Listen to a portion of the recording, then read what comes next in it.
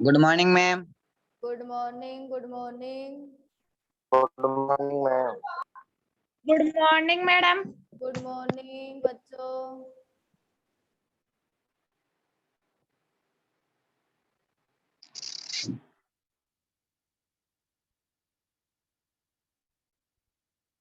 सभी के पास मेरी आवाज पहुंच रही है ना?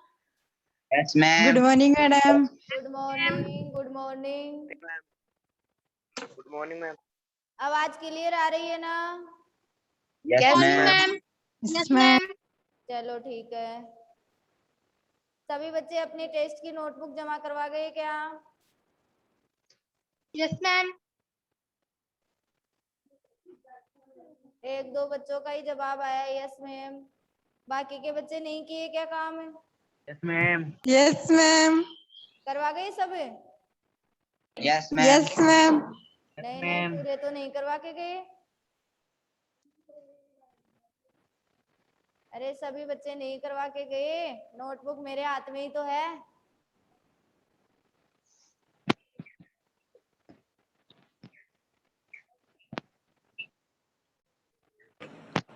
आज का वेट और है, कल सभी के नाम बोलूंगी जिसने जमा नहीं करवाई। Okay ma'am.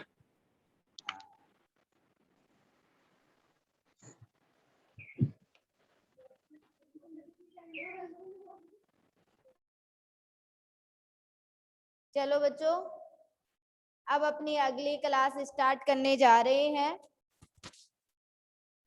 कल आपका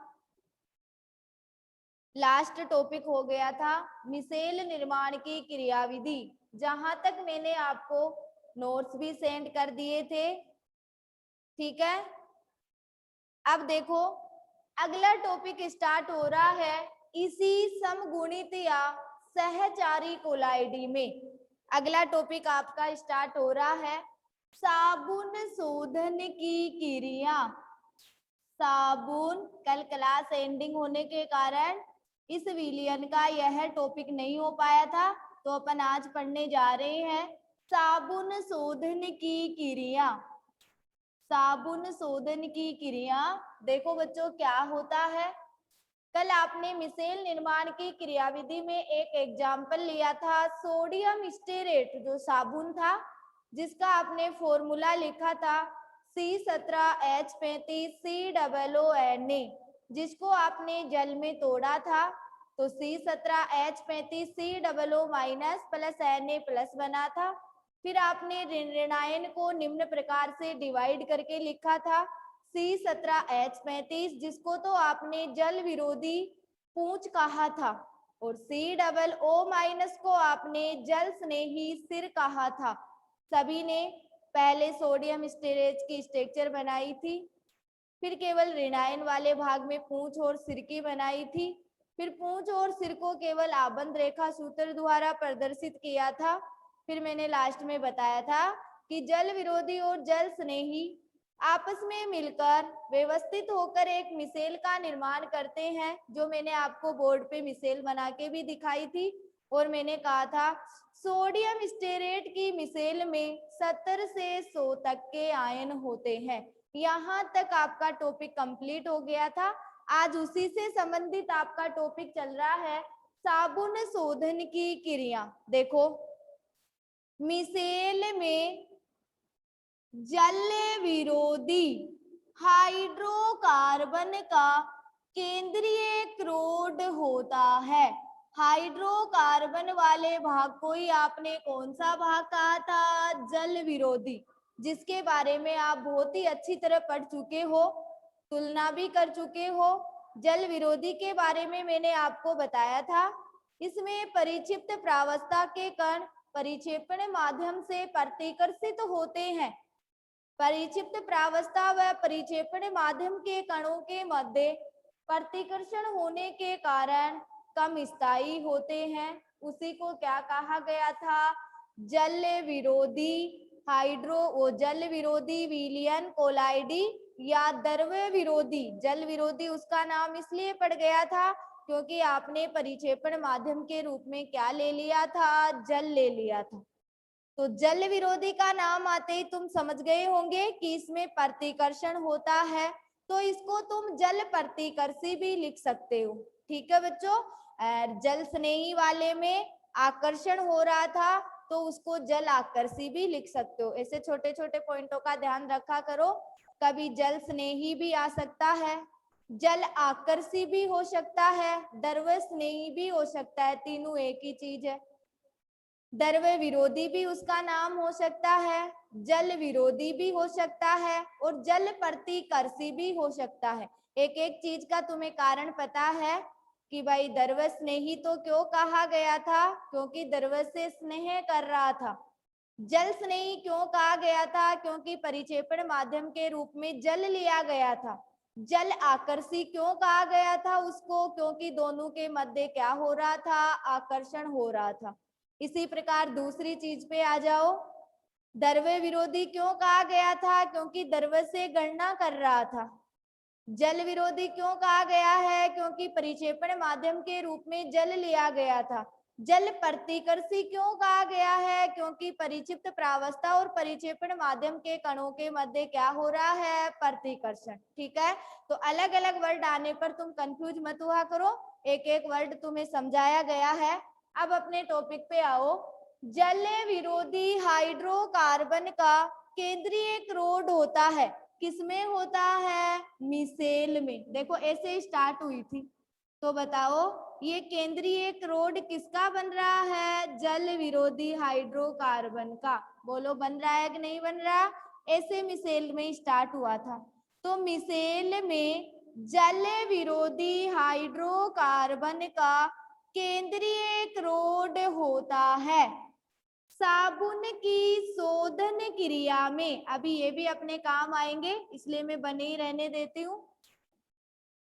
साबुन की शोधन क्रिया में साबुन के अणु, देखो आपके पास ये कपड़ों पे ग्रीस है, ग्रीस की जगह तुम्हें तेल भी यूज ले सकते हो। ग्रीस की जगह तुम क्या यूज ले सकते हो, तेल। ये कपड़ों पे ग्रीस है और यहाँ पे कपड़ों पे ग्रीस बनने के बाद में, अभी मैं थ्योरी में सब कुछ बोलूंगी, ये कपड़ों पे ग्रीस है और ये जल विरोधी भाग है और ये जल स्नेही भाग है। अभी देखना थ्योरी में सब कुछ क्लियर हो जाएगा कि इसको अंदर क्यों और इसको बाहर क्यों निकाला गया है। ये जल विरोधी है और ये जल स्नेही है। ये तो कपड़ों पे तेल की बूंदें लगी हुई है, कपड़ों पे तेल की बूंद लगने के बाद में ये मैंने जो संरचना बनाई है, जल विरोधी तो अंदर की तरफ है और जल स्नेही कहाँ है, बाहर की तरफ। किसमें, तेल की बूंदों के अंदर तो जल विरोधी है और तेल की बूंदों के बाहर क्या है, जल स्नेही है। तो देखो तेल की बूंदों के चारों तरफ स्टेरेटाइन, बूंदों के चारों ओर क्या है, स्टेरेट आयन। स्टेरेट आयन का मतलब तो तुम बच्चों समझ गए होंगे, C17H35 COO-। कल पूरी रामायण कथा स्टेरेट आयन पे ही चली थी। सोडियम को तो आपने अलग कर दिया था, केवल स्टेरेट आयन से ही पूंछ और सिर बन रहा था। ये तो पूंछ हो गई और ये क्या हो गया, सिर। इसलिए मैंने क्या लिख दिया, तेल की बूंदों के चारों ओर क्या है, स्टेरेट आयन। अब देखो यहाँ पे मैंने आपको मिसेल बना दी है, स्टेरेट आयन, स्टेरेट आयन से गिरी हुई तेल की बूंदे। ये तेल की बूंदे किससे घिरी हुई है, स्टेरेट आयन से। तो स्टेरेट आयन से घिरी हुई तेल की बूंदे, और ये तेल की बूंदे घिरकर किसका निर्माण कर रही है, मिसेल का निर्माण कर रही है। अब आप सुनते चलो, मिसेल में जल विरोधी हाइड्रोकार्बन का केंद्रीय क्रोड होता है तथा साबुन की शोधन क्रिया में साबुन के अणु इन तेल की बूंदों के चारों ओर मिसेल बनाते हैं। जो साबुन के अणु है भाई, स्टेरेट आयन एक साबुन ही तो है, तो ये साबुन के अणु क्या बनाते हैं, मिसेल बनाते हैं। तो साबुन की शोधन क्रिया में साबुन के अणु तेल की बूंदों के चारों ओर किसका निर्माण करते हैं, मिसेल का निर्माण करते हैं। ठीक है बच्चों, तेल की बूंदों के अंदर जल विरोधी भाग होता है अर्थात पूंछ होती है, तथा तेल की बूंदों के बाहर कांटों की तरह जल स्नेही भाग निकला होता है। देखो बच्चों, ये तो तेल है और यहाँ पे देखो मैंने दूसरी स्ट्रक्चर में जल विरोधी भाग को तो तेल की बूंद के अंदर कर दिया और जल स्नेही भाग को कहाँ कर दिया, बाहर। तो जल विरोधी भाग तो तेल की बूंदों के अंदर होता है और जल स्नेही भाग तेल की बूंदों के बाहर कांटों के रूप में निकला रहता है, क्योंकि जल स्नेही भाग जल से अन्योन्य क्रिया कर लेता है। जल स्नेही भाग किससे क्रिया कर लेता है, जल से। अतः स्टेरेट आयन से गिरी हुई तेल की बूंदें जल में खिंच जाती है तथा गंदी सतह से हट जाती है। ये स्टेरेट आयन से गिरी हुई जो तेल की बूंदें हैं वो जल में खिंच जाती है और गंदी सतह से कहाँ हो जाती है, हट जाती है। स्टेरेट आयन से गिरी हुई तेल की बूंदें साबुन, तेल, वसा आदि का पायसीकरण करके, आदि का क्या करेगी, पायसीकरण। कल परसों ही मैंने सारणी में आपको इमल्सीकरण बताया था, उसी को मैंने पायस कहा था, द्रव का द्रव में भी लिया। तेल की बूंद भी द्रव के रूप में आ गई और जल भी द्रव के रूप में आ गया। तो ये स्टेरेट आयन से गिरी हुई जो तेल की बूंदें हैं वह साबुन, तेल, वसा आदि का पायसीकरण करके धुलाई में सहायता करती है। किसमें सहायता करती है, धुलाई में। अब देखो देखो, ये मैंने जो जल स्नेही भाग बनाया है सिर, ये छोटी छोटी गोलियों के रूप में दिखाई दे रहा है। तो इन छोटी छोटी गोलियों के चारों ओर जो ऋणावेश है भाई, COO- पे तो ऋणावेश है, उसी को आपने सिर कहा था। तो छोटी छोटी गोलियों के चारों ओर ऋणावेश इनको एक साथ पुंज बनाने से क्या करता है, रोकता है। इसी कारण अपने कपड़ों की क्या हो जाती है, सफाई हो जाती है, मेल हट जाता है, क्योंकि वो पुंज बनाने ही नहीं देता है। और पुंज नहीं बनाने देगा तो धुलाई में ये क्या हो जाएगी, सहायता हो जाएगी और कपड़ा क्या निकल जाएगा, साफ हो जाएगा। ये है साबुन की शोधन क्रिया। ठीक है बच्चों, तो एक बार मैं फटाफट रिपीट कर रही हूँ। मिसेल में जल विरोधी भाग हाइड्रोकार्बन का केंद्रीय क्रोड होता है। साबुन के अणु तेल की बूंदों के चारों ओर मिसेल का निर्माण करते हैं। किसमें, साबुन की शोधन क्रिया में। जल विरोधी भाग तेल की बूंदों के अंदर होता है। जल स्नेही भाग तेल की बूंदों के बाहर कांटों के रूप में निकला रहता है, क्योंकि जल स्नेही भाग जल से अन्योन्य क्रिया कर लेता है। अतः स्टेरेट आयन से गिरी हुई जो तेल की बूंदें हैं वह तेल, वसाओं और साबुनों का पायसीकरण करके किसमें सहायता करती है, धुलाई में। और कैसे करती है, क्योंकि स्टेरेट आयन से गिरी हुई तेल की बूंदें जल में खिंच जाती है और गंदी सतह से क्या हो जाती है, हट जाती है। और ये जो ऋणावेश है छोटी गोलियों के रूप में, वो इनको एक साथ पुंज बनने से भी रोकता है। इस कारण ये बूंदे किसमें सहायता करती है, धुलाई में सहायता करती है। ये साबुन की क्या है, शोधन क्रिया। सभी बच्चों को साबुन की शोधन क्रिया क्लियर हो गई क्या?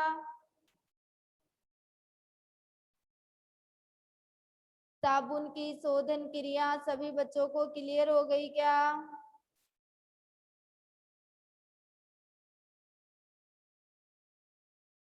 फटाफट आंसर दो। और बच्चे बताओ, फटाफट बताओ, फटाफट। Yes ma'am, yes ma'am. सभी यस झूठ में कर रही हो या सच में ही आने लग गई? चलो ठीक है, फिर मैं आगे चलती हूँ। अब अपना आगे का टॉपिक है कोलाइडी विलियन बनाने की विधियां। कोलाइडी विलियन बनाने की विधियां आगे अपन पढ़ने जा रहे हैं। वेरी मोस्ट टॉपिक, इसमें विधियां पूछी भी जाती है। कोलाइडी विलियन बनाने की विधियां। कोलाइडी विलियन बनाने की विधियां। देखो बच्चों, कोलाइडी विलियन बनाने की दो विधियां होती है। एक होती है संगणन विधि, एक तो होती है संगणन विधि, और एक होती है परिक्षेपण विधि। एक तो संगणन विधि होती है और दूसरी कौन सी होती है? परिक्षेपण विधि। पहले तुम इन दोनों विधियों के बारे में जानो कि संगणन किसे कहते हैं और परिक्षेपण किसे कहते हैं। संगणन विधि का मतलब है इसमें पदार्थ के छोटे छोटे कण कोलाइडी कणों के आकार में परिवर्तित किए जाते हैं। वो कौन सी विधि कहलाती है? संगणन विधि।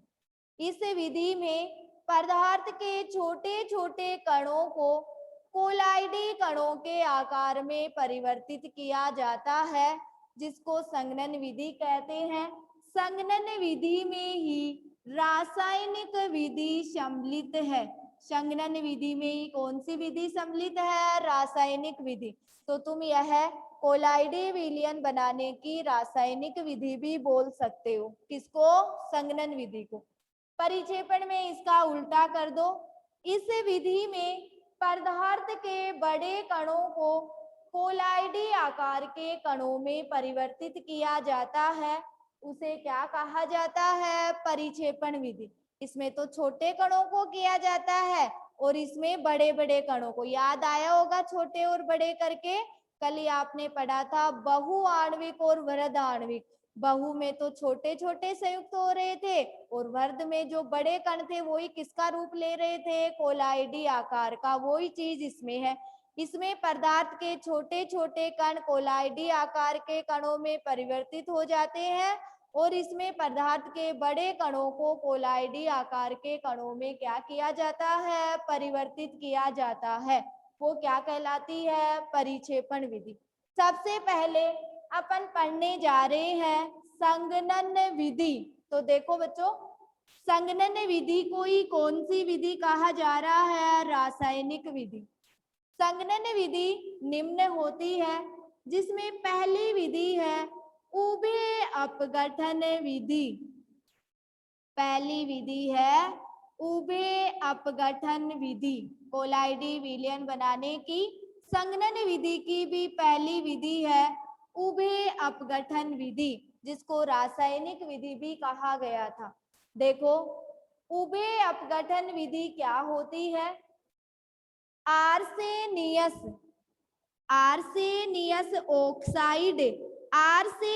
ऑक्साइड का सूत्र होता है AS2O3। इसका नाम है आर्सेनियस ऑक्साइड। आर्सेनियस ऑक्साइड की क्रिया जब H2S के साथ करवाई जाती है, हाइड्रोजन सल्फाइड गैस है H2S, आर्सेनियस ऑक्साइड की क्रिया H2S के साथ करवाई जाती है तो आर्सेनियस सल्फाइड का कोलाइडी विलियन प्राप्त होता है। और आप पढ़ भी क्या रहे हो? कोलाइडी विलियन बनाने की। तो उभय अपघटन विधि में किसका विलियन प्राप्त होगा? आर्सेनियस सल्फाइड का। H2S के कितने अणु ले लोगे? 3, क्योंकि आपके पास ऑक्सीजन कितनी है? 3, इसलिए जल के अणु कितने बाहर निकल जाएंगे? 3। तो AH2S3 प्लस क्या हो जाएगा 3H2O। इसका नाम है आर्सेनियस सल्फाइड। आर्सेनियस सल्फाइड। तो उभय अपघटन विधि में किसका कोलाइडी विलयन प्राप्त होता है? आर्सेनियस सल्फाइड का। तो आर्सेनियस ऑक्साइड की क्रिया H2S के साथ करवाने पर आर्सेनियस सल्फाइड का कोलाइडी विलयन प्राप्त होता है, जिसको क्या कहा जाता है? उभय अपघटन विधि। ठीक है बच्चों, इस तीर के निशान पे आप उभय अपघटन लिखो तो भी अच्छा है और नहीं लिखो तो भी अच्छा है। अब देखो, आपके पास संघनन या रासायनिक विधि में दूसरी विधि है ऑक्सीकरण विधि या जल अपघटन विधि। पढ़ लो पहले, जल अपघटन विधि। देखो, जल अपघटन विधि क्या होती है? आयनिक यौगिकों का जल अपघटन करने पर कोलाइडी विलयन प्राप्त होता है। जैसे फेरिक क्लोराइड FeCl3 किसका सूत्र होता है? फेरिक क्लोराइड का। FeCl3 किसका सूत्र है? फेरिक क्लोराइड का। फेरिक क्लोराइड का जल अपघटन करने पर H2O क्या कर रहे हो? जल अपघटन। क्लोरीन कितनी है? 3। तो यहाँ पे जल के अणु भी कितने ले लोगे? 3। फेरिक क्लोराइड का जल अपघटन करने पर फेरिक हाइड्रोक्साइड का कोलाइडी विलयन प्राप्त होता है। फेरिक हाइड्रोक्साइड का सूत्र बोलो, FeOH3। ये किसका सूत्र है? फेरिक हाइड्रोक्साइड का। तो इसमें उभय अपघटन विधि में तो आर्सेनियस सल्फाइड का प्राप्त हुआ था और जल अपघटन विधि में फेरिक हाइड्रोक्साइड का क्या प्राप्त हुआ है? कोलाइडी विलयन। आयरन 1 है, ऑक्सीजन 3 है, हाइड्रोजन 6 है, 3 काम आ गए तो क्या बाहर हो जाएंगे? 3HCl। यहाँ पे तुम जल अपघटन लिख सकते हो, न भी लिखो तो भी ठीक है। तो आयनिक यौगिकों का देखो Fe+3 फेरिक होता है, Fe+2 फेरस होता है। तो यहाँ पे देखो मैंने सूत्र बनाया है FeCl3। इसका मतलब इसका नाम क्या हो गया? Ferric chloride. अभी मैं FeCl2 लिख देती तो फेरस क्लोराइड हो जाता। ऐसे याद रखा करो, जब आयरन पे +2 चार्ज होता है तो फेरस और +3 चार्ज होता है तो फेरिक। जो आपने 11वीं क्लास में मूलक पढ़ा होगा टॉपिक, उसमें आपने ये सब किए। तो फेरिक क्लोराइड का जल अपघटन करने पर किसका कोलाइडी विलयन प्राप्त होता है? फेरिक हाइड्रोक्साइड का कोलाइडी विलयन। इसी प्रकार तीसरी रासायनिक विधि आती है ऑक्सीकरण विधि। ध्यान रखो बच्चों, ऑक्सीकरण विधि में केवल सल्फर का कोलाइडी विलयन प्राप्त होता है। किसका कोलाइडी विलयन प्राप्त होगा? सल्फर का।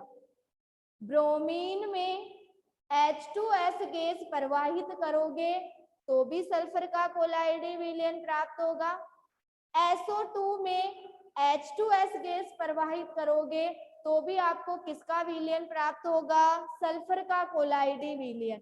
तो देखो, ब्रोमीन में H2S गैस प्रवाहित करने पर किसका कोलाइडी विलयन प्राप्त होता है? सल्फर का कोलाइडी विलयन प्राप्त होता है। तो देखो, ये सल्फर का कोलाइडी विलयन प्राप्त हो गया, प्लस में आपके पास हाइड्रोजन भी 2 है और ब्रोमीन भी 2 है, तो क्या बाहर हो जाएगा? 2HBr। इसी प्रकार SO2 में H2S गैस प्रवाहित करने पर भी आपको किसका कोलाइडी विलयन प्राप्त होगा? सल्फर का कोलाइडी विलयन प्राप्त होगा। H2S के कितने अणु ले लोगे? 2, क्योंकि ऑक्सीजन कितनी है 2, इसलिए जल के अणु भी कितने बाहर निकलेंगे 2। तो 3s + 2H2O किसका कोलाइडी विलयन प्राप्त हुआ है? सल्फर का। तो ऑक्सीकरण विधि में किसका कोलाइडी विलयन प्राप्त होगा? सल्फर का। इसी प्रकार आपकी चौथी संघनन विधि है अपचयन विधि। चौथी संघनन विधि है अपचयन विधि। अपचयन विधि में देखो धातुओं का अपचयन करने पर, या ऐसे बोल दो धातु लवणों का अपचयन किया जाता है तो आपको धातुओं का सोल प्राप्त होता है, यानी धातुओं का कोलाइडी